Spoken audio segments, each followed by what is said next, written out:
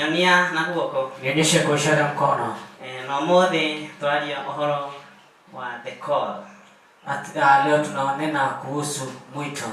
The call. Mwito. Nijue gutire mundu utari waigua gitwo handu. Natumai hakuna ambaye hajasikia kiitwa mahali.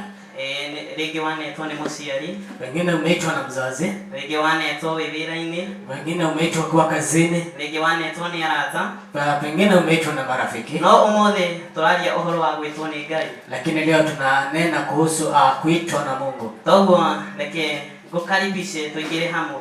Wacha nikaanza kukaribisha tukaweza kuingia pamoja. No mothe kigo kiria gigututongoria, na leo neno ambalo litatuongoza gikuma thĩinĩ wa Judges. Natoka katika Atirĩrĩri bũrũri 6 kutoka hapo 11 kuma 11 nituguthomerwo nasomewa Judges 6:11. Tuanze hapo. Nigwenda uthie na mbere tukihumburagia weyurie.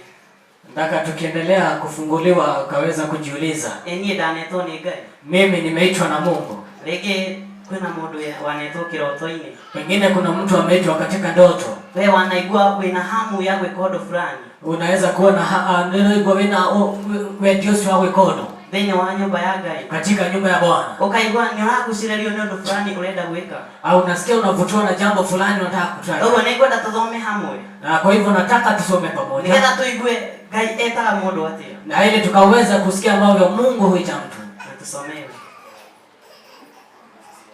Judges 6 hapo kutoka 11.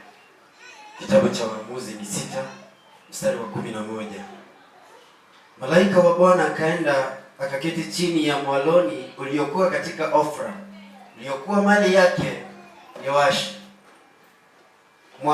Mwabiezeri, na mwanawe Gideoni alikuwa akipepeta ngano ndani ya shinikizo. Hebu tufike hapo.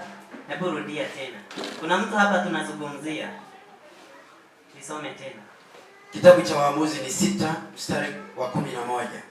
Malaika wa Bwana akaenda akaketi chini ya mwaloni uliokuwa katika Ofra, uliokuwa mali yake Yoashi Mwabiezeri, na mwanawe Gideoni alikuwa akipepeta ngano ndani ya shinikizo ili kuificha machoni pa Wamidiani. Praise God. Hallelujah. Huyu ni Gideoni.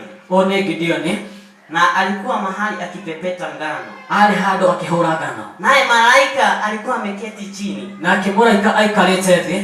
Hii ni habari ambayo wana wa Israeli, ni uhoro uria ciana cia Israeli wakati walikuwa wamefanya dhambi mbele za Mungu, rĩrĩa mahĩtĩtie mbere ya Ngai, na Mungu alikuwa anataka kuwakomboa, atĩ na Ngai nĩendaga kũmacokia kana kũmarehera salvation, kwa sababu walikuwa wamechotwa, tondũ matahĩtwo rĩ.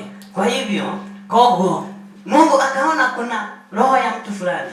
Ngai akiona atĩ hena roho wa mũndũ ũmwe. Mungu, roho wa Bwana akatazama, roho wa Ngai akirora kama jinsi tutazama sisi, o ta ũrĩa aratũrora ithuĩ. Anatutazama aone kama wewe uko tayari, arakurora nigetha onekana ni wiharĩirie. Anakutazama kama uko na kitu ndani yako, arakurora nigetha onekana he kĩndũ thĩinĩ wako. Kwa hivyo hapa tunaona Gideoni. Koguo tunaona Gideoni, hata hana shughuli, ona ndarĩ na shughuli, anaendelea na kazi yake. Ye no gũthiĩ arathiĩ na mbere na wĩra wake. Naye Mungu amemuona, nake Ngai nĩamuona, akaona huyu atakomboa watoto wangu, akiona ũyũ nĩekũhota kũruta ciana ciakwa ngombo-inĩ, ambao ni watoto wa Israeli, arĩa marĩ ciana cia Israeli. Wacha tuendelee tusikie. Reke tũthiĩ na mbere tuigue.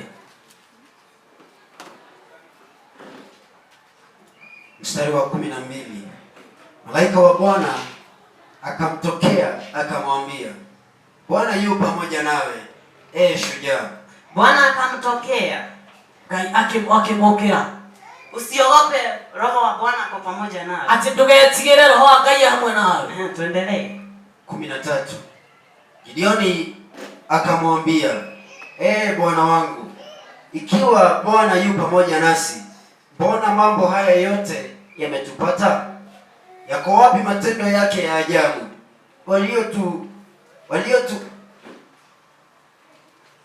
waliotuhadhia baba zetu wakisema, je,